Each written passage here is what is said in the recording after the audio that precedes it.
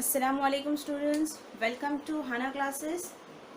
If you have not subscribed our channel, please subscribe it and don't forget to press bell icon button so that you will get all the notifications of my new uploaded videos. Now we'll start with second chapter of Maths 2, that is Pythagoras theorem. The second chapter of Maths 2 is Pythagoras theorem, which this name you have already heard in previous classes, isn't it? So Pythagoras theorem is very important for your 10th standard and even for the previous classes. Now in previous classes what we have seen is the Pythagoras theorem and the formula for that we have seen. See, just take the revision of that. Pythagoras मतलब क्या होता है, यहाँ पर आप लोगों को एक ट्राइंगल होगा. ट्राइंगल मतलब वो भी कैसे, राइट एंगल ट्राइंगल ही होगा. पाइथागोरस थ्योरम में कभी भी राइट एंगल ट्राइंगल ही यूज होता है. So this is a right angle triangle. Suppose मान लो ये ए बी सी ये ट्राइंगल है और ये 90 डिग्री है. Angle B is of 90 degree. So here if you apply Pythagoras theorem what it says. See, पहले तो हमको यहाँ पर बताना पड़ेगा. आप लोगों को पता है कि हाइपोटेन्यूज क्या होता है. हाइपोटेन्यूज जो होता है, some students are confused in that. So hypotenuse जो होता है वो 90 डिग्री का जो एंगल है, ये 90 डिग्री का है, समझिएगा. ये सिंबल का मतलब 90 डिग्री है. 90 डिग्री का जो एंगल है उसके अपोजिट का जो साइड होता है स्लांट वाला, कौन सा वाला, स्लांट वाला, उसको हम हाइपोटेन्यूज बोलते हैं. सो रिमेंबर ऑलवेज, कभी भी कोई भी राइट एंगल ट्राइंगल, किसी भी टाइप का राइट एंगल ट्राइंगल हो, मान लो इस तरह का है, तो ये 90 के सामने वाला जो स्लांट लाइन है, जो बिगर है ये दोनों से, that is the hypotenuse. So it says that hypotenuse square is equals to side 1 square plus side 2 square. ये था हमारा छोटे स्टैंडर्ड में हमने पाइथागोरस थ्योरम पढ़ा था. तो हाइपोटेन्यूज AC है तो हमको AC का स्क्वायर लिखना होता था. साइड 1 कोई भी साइड ले लो, AB एक साइड है, BC एक साइड है, तो कोई भी एक साइड 1 है और कोई भी एक साइड 2 है, तो AB का स्क्वायर प्लस BC का square. So this is Pythagoras theorem. ठीक है. Now here in this chapter, in the 10th standard, there is a theorem that is similarity and right angle triangle. Similarity. So it is little bit more thing is included in here. So what are those? First one is the theorem that is similarity and right angle triangle. Now let's see what is the similarity and right angle triangle. So कभी भी याद रखना है आप लोगों को कि अगर एक राइट एंगल ट्राइंगल है, मान लो, यानी कि कोई भी दो राइट एंगल ट्राइंगल है ना, वो सिमिलर रहते हैं. ये इस थ्योरम का मतलब है. जैसे देखो यहाँ पर उन्होंने बताया है कि एक राइट एंगल ट्राइंगल है और उन्होंने एक अल्टीट्यूड ड्रॉ किया है. Suppose this is ABC and if we draw an altitude मतलब भी perpendicular to the hypotenuse. अगर हमने altitude ड्रॉ किया hypotenuse के ऊपर, तो उसकी वजह से, ये altitude की वजह से जो दो एंगल्स बन रहे हैं, isn't it? कौन से दो एंगल्स बन रहे हैं? ये एंगल ADB, ये वाला एक एंगल बन रहा है और दूसरा एक ट्राइंगल बन रहा है, वो है ट्राइंगल BDC. ये दो ट्राइंगल्स बन रहे हैं. ठीक है. तो ये दोनों ट्राइंगल्स एक दूसरे के इक्वल होते हैं, सिमिलर होते हैं और ओरिजिनल ट्राइंगल के भी सिमिलर होते हैं. मतलब इसका ऐसा है कि ट्राइंगल ADB, ये जो ट्राइंगल बन गया है वो ट्राइंगल ये सिमिलर रहेगा ओरिजिनल ट्राइंगल से. ओरिजिनल ट्राइंगल क्या है? Triangle ABC. ये ओरिजिनल था, पहला वाला बड़ा ओरिजिनल था. फिर हमने अल्टीट्यूड ड्रॉ किया तो ओरिजिनल ट्राइंगल से सिमिलर रहेगा. दूसरा है triangle BDC will be similar to triangle original ABC. अब दोनों भी ओरिजिनल से सिमिलर है, इसका मतलब ये दोनों भी खुद भी सिमिलर ही रहेंगे बाय ट्रांजिटिविटी प्रॉपर्टी. यानी कि ये दो तीन भाई है, एक राजू, कालू और रामू, तीन भाई है. अगर मैंने कहा राजू कालू का भाई है, हाँ, और मैंने कहा राजू रामू का भी भाई है, तो कालू और रामू क्या हो जाएंगे? ये दोनों भी भाई भाई हो जाएंगे, है ना. जब राजू कालू का भाई है और राजू रामू का भी भाई है, तो दोनों का रिलेशन भी भाई का ही होगा। तो ऐसे ही ABC के साथ सिमिलर है छोटा वाला ट्राइंगल, और दूसरा भी ट्राइंगल जो छोटा है वो ABC के साथ सिमिलर है, तो दोनों जो छोटे हैं वो भी एक दूसरे के साथ सिमिलर हो गए। मतलब triangle ADB will be similar to triangle BBC। This is the theorem of similarity and right angle. इसको बोलते हैं similarity and right angle, similarity and right angle. Understood this much? Yes, have you understood this? Okay, now we'll move to next theorem. Next theorem बोलता है the geometric mean theorem बोलते हैं उसको। क्या बोलते हैं? geometric mean theorem। इसमें भी आप लोगों को ये याद रखना है कि जो राइट एंगल ट्राइंगल होगा, कोई भी राइट एंगल ट्राइंगल जो होगा, ठीक है, उसके अंदर अगर हमने एक अल्टीट्यूड ड्रॉ किया, सपोज मान लो ये है PQR और ये है S, तो ये अल्टीट्यूड जो होता है वो ज्योमेट्रिक मीन होता है किसका? जो हाइपोटेन्यूज को जो डिवाइड हो चुका है ना, उसका ज्योमेट्रिक मीन होता है। मतलब जो अल्टीट्यूड है QS square, that is equals to the portion which is divided, the hypotenuse को जिसने जैसा डिवाइड हो गया है, मतलब SR into SP और PS, SR into PS। Understood? So this is called geometric mean theorem। इसको बोलते हैं हम geometric mean।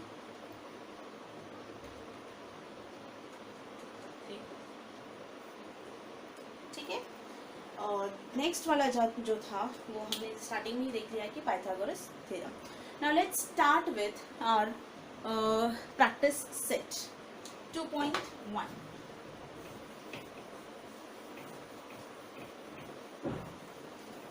Practice set 2.1, the very first question.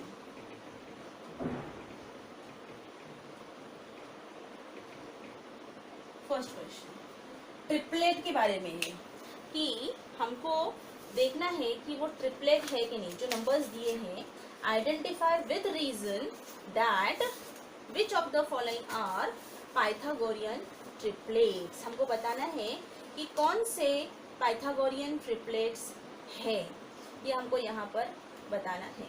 So let's start with first question. Yes, the first question is 3, 5, 4. 3, 5, 4.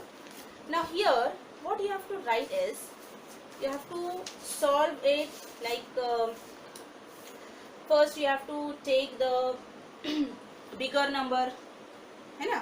जैसे हमारा जो Pythagoras theorem है उसी को यहाँ पे प्रूव करना है कि पाइथागोरस थ्योरम से, देखो ट्रिपलेट का मतलब होता है कि ये नंबर्स जो 3, 5 और 4 दिए हैं, ये पाइथागोरस को सेटिस्फाई करते हैं या नहीं। मतलब हाइपोटेन्यूज का square is equals to side 1 square. देखो ये है हमारा पाइथागोरस का theorem, side 1 square plus side 2 square. तो ये हो रहा है या नहीं, हाइपोटेन्यूज जो है उसका स्क्वायर इक्वल है क्या साइड 1 के स्क्वायर और प्लस साइड 2 के स्क्वायर से। तो ये हमको यहाँ पर आइडेंटिफाई करना है। तो हाइपोटेन्यूज कभी भी याद रखो, जो बिगर नंबर होता है वो हाइपोटेन्यूज होता है। The bigger number is hypotenuse. So here what is bigger number 5, तो हमको लिखना है 5 का square. What is square of 5 is 25। कभी भी याद रखो पहले बिगर नंबर वो हाइपोटेन्यूज ही होगा, ठीक है। उसके बाद यहाँ पे लिखना है एडिशन ऑफ और sum of square of. Addition से बेहतर एक वर्ड है वो है sum, sum of squares of remaining numbers. चलो सम ऑफ मतलब सम करना है, स्क्वायर्स ऑफ किसके स्क्वायर्स करने हैं, रिमेनिंग नंबर्स। कौन से बचे हैं नंबर्स, 3 का और 4 का, equals to what is square of 3, 9 plus what is square of 4, 16, 16 and 9 is 25. Now look at here, 5 square is also 25 and remaining जो नंबर्स है उनका भी स्क्वायर 25 है. मतलब 5 का square here 5 square is equals to 3 square plus 4 square. Therefore 3 comma 5 comma 4 is a Pythagorean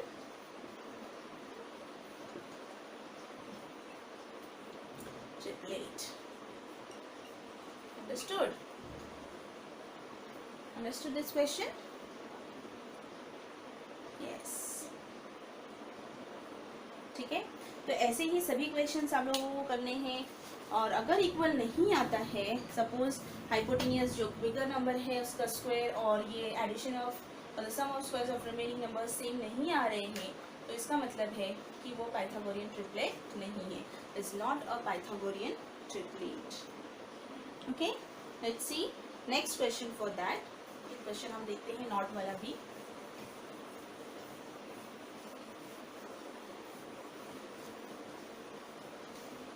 4, 9 and 12. Second question is 4, 9 and 12. Now what is the hypotenuse here? What is hypotenuse? The bigger number. जो भी bigger number रहेगा वो hypotenuse रहेगा. तो उसको square करना है. But square of 12 is 144. Now यहाँ पर लिखना है sum of squares of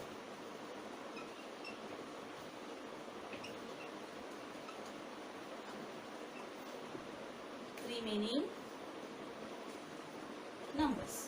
चलो क्या है रिमेनिंग नंबर्स? 12 तो निकल गया. रिमेनिंग नंबर्स आर 4 का स्क्वायर और 9 का square. What is square of 4? 16. Square of 9? 81. So it is 6 and 1 7, 8 and 1 9. देखो अभी आ रही है क्या same. 12 square is 144 and remaining numbers का स्क्वायर 97 आया है.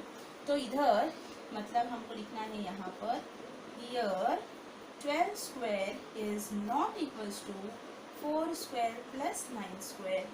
Therefore 4 comma 9 comma 12 is not a Pythagorean triplet. Understood? Yes. Have you understood this? So similarly you have to solve all the questions here. So this is your homework.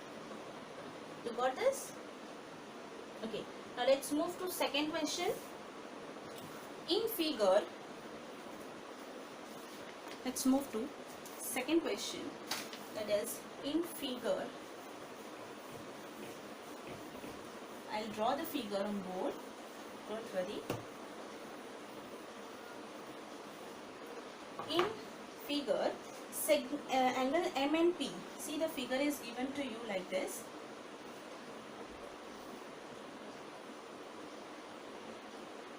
Triangle M and P, and one altitude is drawn here, and the name is Q. So in the figure, angle M and P is 90 degree. It is given to you, and segment NQ is perpendicular to MP is also given. And Q is 9 given to you, and Q, this distance is 9, and QP is 4. You have to find out NQ.